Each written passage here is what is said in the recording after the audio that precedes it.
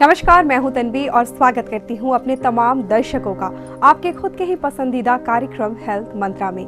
जी हां दोस्तों, हेल्थ मंत्रा एकमात्र ऐसा कार्यक्रम है जो आपको बताता है स्वास्थ्य से जुड़ी कुछ ऐसी अनसुलझी बातों की जानकारियां जिसे जानने के बाद आप अपने स्वास्थ्य के प्रति और भी ज्यादा जागरूक हो जाते हैं। लिहाजा आप पहले से कहीं ज्यादा निरोग और सेहतमंद बन सकते हैं। दोस्तों, मौसम में ठंडक का एहसास तेजी से होने लगा है।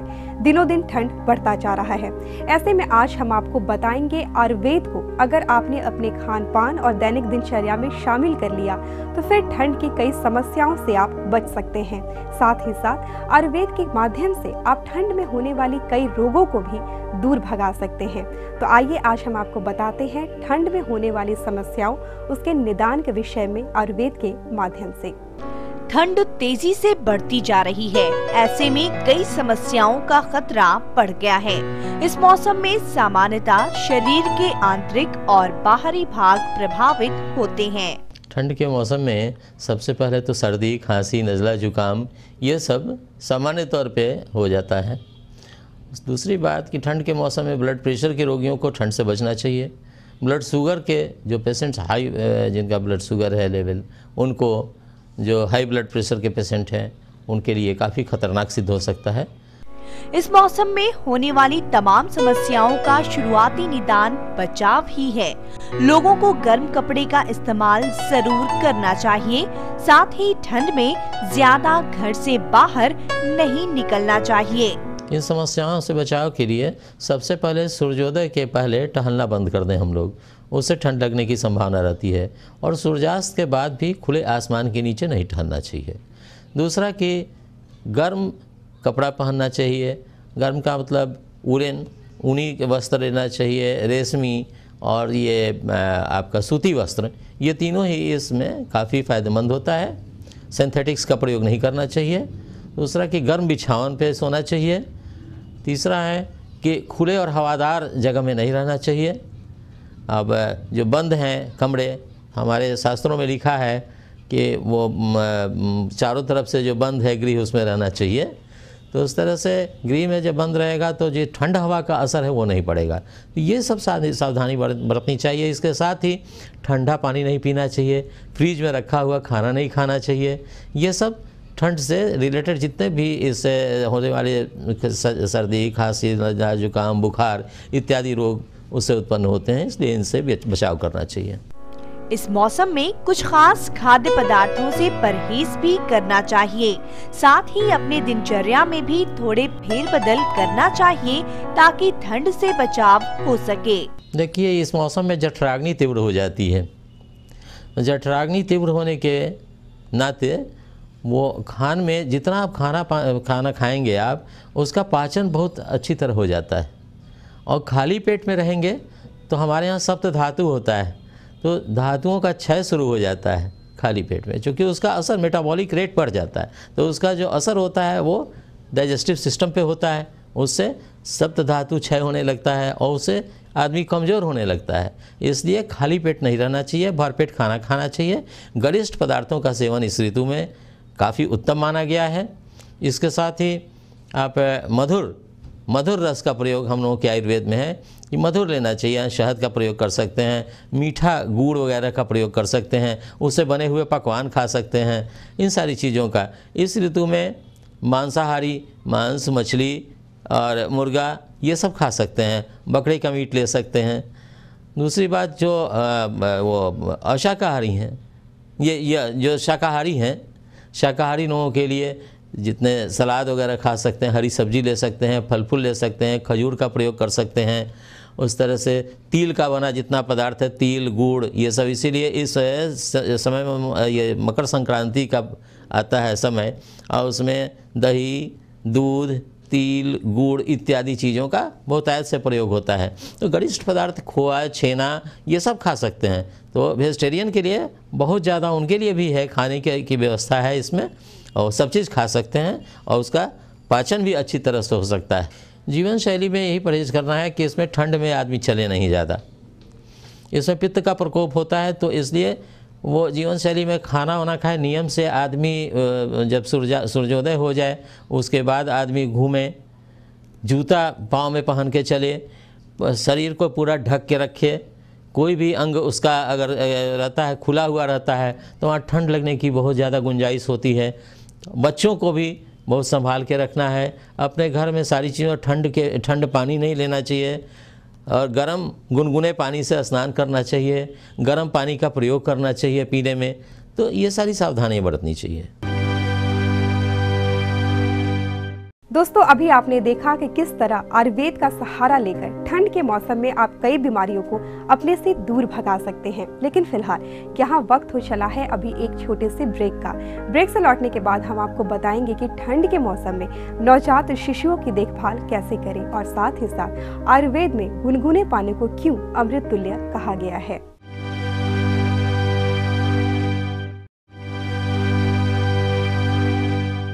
ब्रेक के बाद एक बार फिर से मेरे सभी दर्शकों का बहुत बहुत स्वागत हेल्थ मंत्रा में। दोस्तों, आज हम बात कर रहे हैं आयुर्वेद के विषय में और साथ ही साथ हम ये भी जान रहे हैं कि कैसे आयुर्वेद का सहारा लेकर ठंड के मौसम में हम कई रोगों को दूर भगा सकते हैं। ठंड के मौसम की अगर बात करें तो ये नवजात शिशुओं के लिए काफी घातक होता है। उन्हें काफी संभाल कर सहेज कर रखने की जरूरत होती है। ऐसे में ठंडे पानी से बचाव बहुत ही ज्यादा जरूरी हो जाता है। आयुर्वेद में भी ऐसा माना जाता है कि गुनगुना पानी अमृत तुल्य होता है और इसी का व्यवहार नवजात शिशुओं के लिए भी करना चाहिए। आखिर ऐसी सोच क्यों है, ऐसी धारणा क्यों है कि गुनगुने पानी को अमृत तुल्य माना गया है? आइए इसके बारे में हम आपको जानकारी देते हैं। ठंड के इस मौसम में नवजात शिशुओं का ख्याल सबसे ज्यादा महत्वपूर्ण माना जाता है, इसलिए इस मामले में थोड़ी भी कोताही ना बरतें।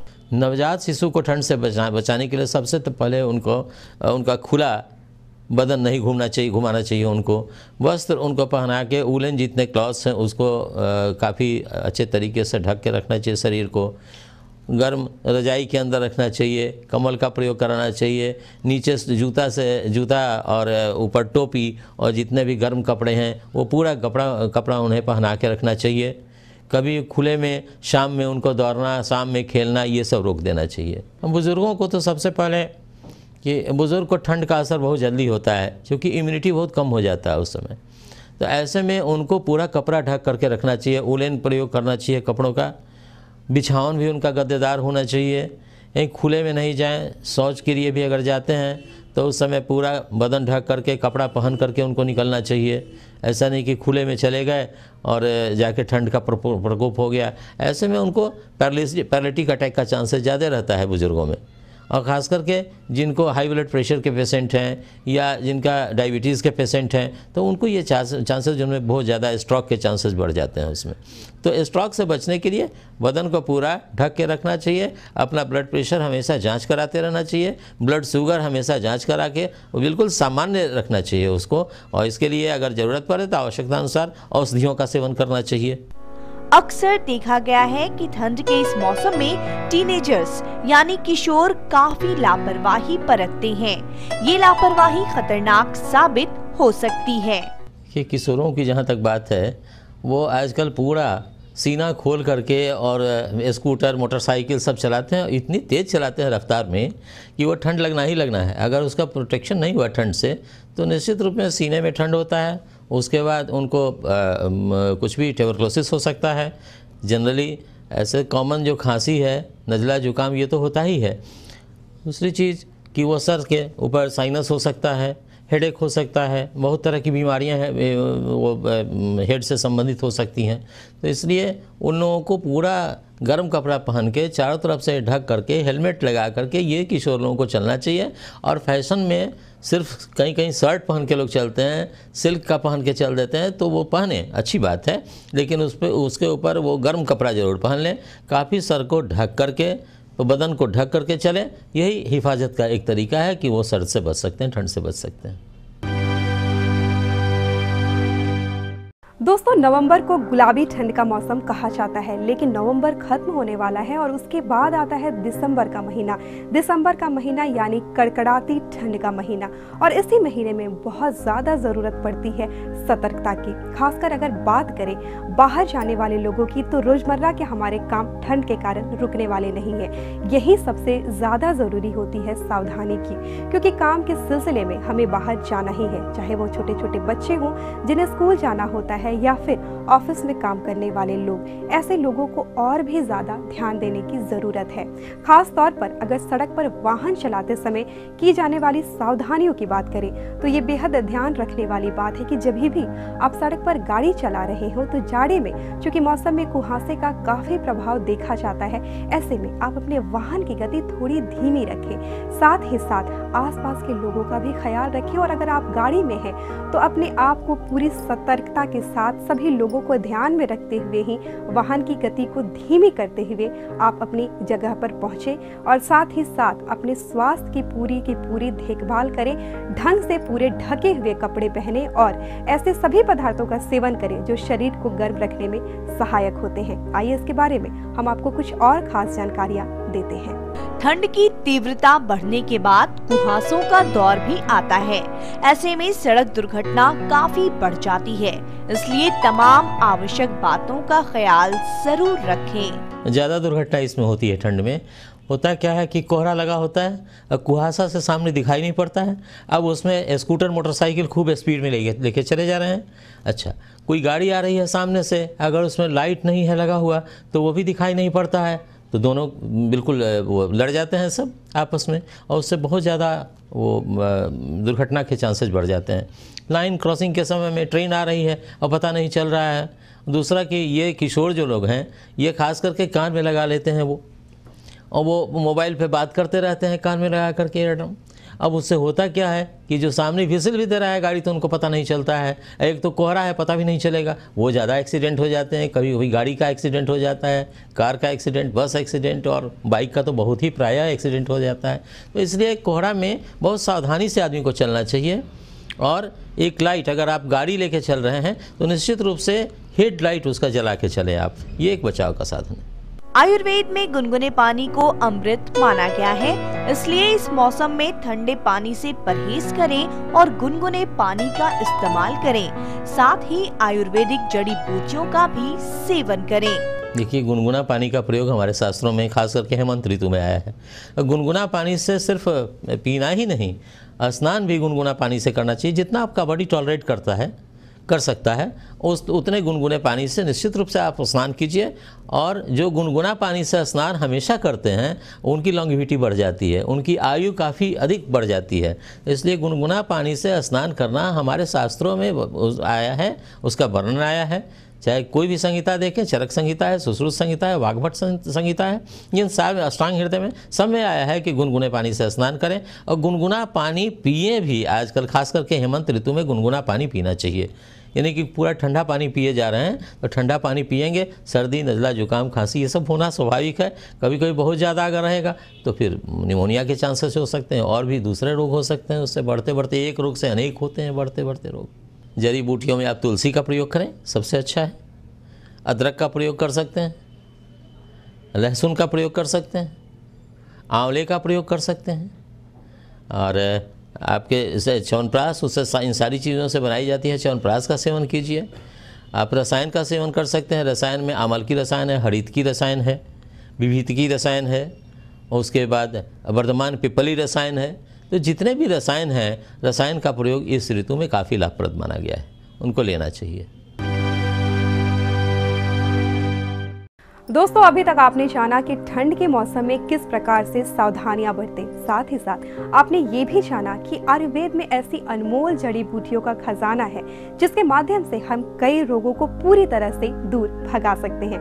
अभी बातें बहुत सारी शेष हैं जो हमें आप तक जरूर पहुंचानी और आपको जरूर जाननी भी चाहिए, लेकिन फिलहाल यह वक्त तो चला है एक छोटे से ब्रेक का।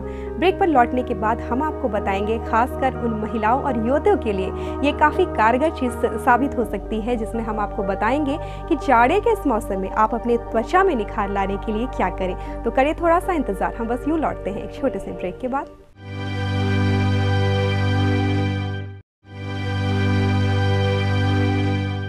ब्रेक के बाद एक बार फिर से मेरे सभी दर्शकों का बहुत बहुत स्वागत हेल्थ मंत्रा में। आज हेल्थ मंत्रा में हम बात कर रहे हैं आयुर्वेद के माध्यम से ठंड के मौसम में अपने शरीर को निरोग रखने के तरीकों के बारे में। साथ ही साथ हम आपको ये भी बता रहे हैं कि आयुर्वेद में ऐसी कई अनमोल जड़ी बूटियों का अनमोल खजाना है जिसके माध्यम से आप कई रोगों को पूरी तरह से अपने से दूर भगा सकते हैं। साथ ही साथ जाड़ी के मौसम में ऐसे बहुत सारे खाद्य पदार्थ भी उपलब्ध होते हैं जिनके नियमित इस्तेमाल से काफ़ी कम खर्च में हम अपने सेहत को दुरुस्त बना सकते हैं। लेकिन आइए अब हम आपको बताते हैं कि ठंड के इस मौसम में कैसे अपने त्वचा पर आप निखार लें। तो आइए उसके बारे में देखते हैं कुछ खास बातें। हमारे आसपास कई ऐसे खाद्य पदार्थ उपलब्ध हैं जिनका नियमित सेवन कर ठंड के प्रकोप से बचा जा सकता है। देखिए फ़ायदा यही है, लहसुन खाइए, इम्यूनिटी बढ़ाता है आपका। उसी तरह से ये हल्दी है, एंटी एलर्जिक है और बहुत सारे रोगों से बचाएगा आपको, त्वचा भी काफ़ी अच्छा बनाएगा आपका। तो ये लहसुन का हुआ। अदरक लेना चाहिए इस ऋतु में, अदरक से आपको ठंड लगने से बचाएगा वो। तो खास करके तुलसी का सबसे अच्छा है कि मॉर्निंग में चाय के बदले में तुलसी का काढ़ा बना लें। तुलसी, उसमें दालचीनी मिला लें, काली मिर्च मिला लें, थोड़ा अदरक मिला दें। इन सारी चीज़ों को मिला करके अगर मॉर्निंग में आप उसका प्रयोग करते हैं चाय की जगह पे, तो वो आपके सेहत के लिए काफ़ी फायदेमंद है। इस मौसम में गर्भवती महिलाओं के प्रति परिवार का सहयोग काफी महत्वपूर्ण माना जाता है ताकि माँ और बच्चे का स्वास्थ्य अच्छा रहे। सबसे पहले तो गर्भवती महिलाओं को गर्म कपड़े से पूरे बदन को ढक के रखना चाहिए ताकि ठंड का उन पर असर नहीं हो।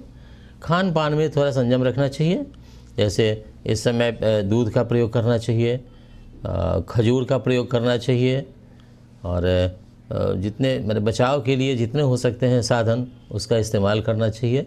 बदन को गर्म रखना चाहिए, ठंडे पानी का प्रयोग नहीं करना चाहिए, गुनगुना पानी उसका प्रयोग करना चाहिए और ज़्यादा गुनगुना भी नहीं लेना है, नहीं तो वो प्रेगनेंसी में ज़्यादा पेन होना शुरू हो जाता है। इसलिए गुनगुना जितना टॉलरेबल हो उतना गुनगुने पानी, समशीतोष्ण जिसको कहते हैं, उसी से स्नान भी करना चाहिए ताकि हल्का गर्म हो और अच्छा भी लगे।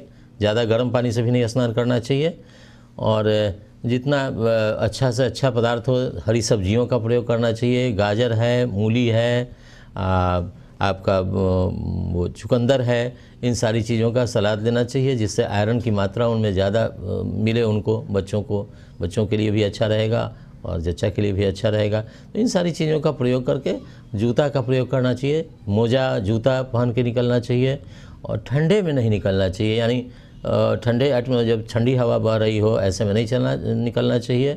सूर्योदय के पहले नहीं टहलना चाहिए। और दूसरी बात है कि कभी कभी वो दिन में थोड़ा सा टहलने की आदत डालें। तो जितना थकावट जब तक नहीं मालूम हो इतना परिश्रम करना चाहिए। जहाँ पे थकावट मालूम होना शुरू हो जाए वहाँ परिश्रम करना उनको बंद कर देना चाहिए। ये बच्चा और जच्चा दोनों के लिए काफ़ी लाभदायक होता है। ठंड की तीव्रता बढ़ने से इसका असर हमारे त्वचा पर भी पड़ता है। ऐसे में त्वचा का ख्याल जरूर रखें। ठंड के मौसम में खास करके हमारे यहाँ उबटन का विधान है, हमारे शास्त्रों में आया है उबटन, तो उबटन का प्रयोग करना चाहिए। दूसरा कि जब धूप उग जाए तो धूप में तेल मालिश करना चाहिए। सामान्यतः करू तेल से, सरसों तेल से आप कर सकते हैं और जिनको गठिया वगैरह के मरीज हैं उनको महानारायण तेल से कराइए, या जो कृष्ण व्यक्ति हैं यानी दुबले आदमी हैं उनको भी महानारायण तेल मालिश करवाइए, तो उनसे उनका बल काफ़ी बढ़ता है। दूसरी चीज़, इसमें अश्वगंध खाना चाहिए।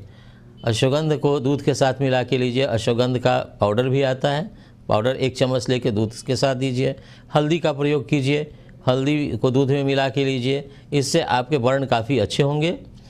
इसमें इस ऋतु में पंचकर्म के पूर्व कर्म का उपयोग काफ़ी अच्छा होता है। पूर्व कर्म में स्नेहन और स्वेदन आता है, तो स्नेहन कराना चाहिए यानी अभ्यंग, तेल मालिश, और स्वेदन एक सर्टेन बॉक्स होता है, उसमें हेड को छोड़ करके वाइटल ऑर्गन्स को बचाते हुए हम लोग हीट करते हैं एक सर्टेन टेम्परेचर पे जो टॉलरेट कर सकता है आपका बॉडी, तो उसमें हीट करा करके और डिटॉक्सीफाई, जितना आपका रंध्र है, पोर्स है, उसको खोलते हैं हम लोग। उससे स्वीटिंग होता है और स्वीटिंग होने के साथ साथ आपके शरीर में काफ़ी हल्कापन मालूम होगा।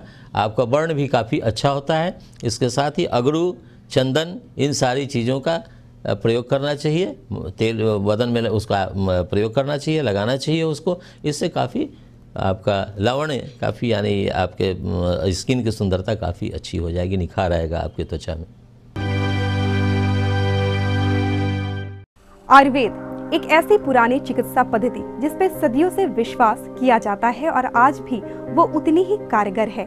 कह सकते हैं कि इस चिकित्सा पद्धति में कभी भी किसी प्रकार का साइड इफेक्ट नहीं देखा जा सकता है। अगर साइड इफेक्ट है तो सिर्फ और सिर्फ ये है कि आपकी सेहत पहले से और बेहतर हो जाएगी, चेहरे पे और ज्यादा निखार आ जाएगा। तो हम तो जरूर चाहेंगे दर्शकों कि ये साइड इफेक्ट आपके जीवन में एक बार जरूर हो और आप हमेशा यूं ही खुश रहें, तंदुरुस्त रहें, सेहतमंद रहें। फिलहाल हमें आपसे विदा लेने का वक्त आ गया है, लेकिन आपके सवाल या फिर आपके सुझावों का हमें हमेशा ही बेसब्री से इंतजार होता है। तो फटाफट उठाएं कागज और कलम और नोट करें हमारा एड्रेस।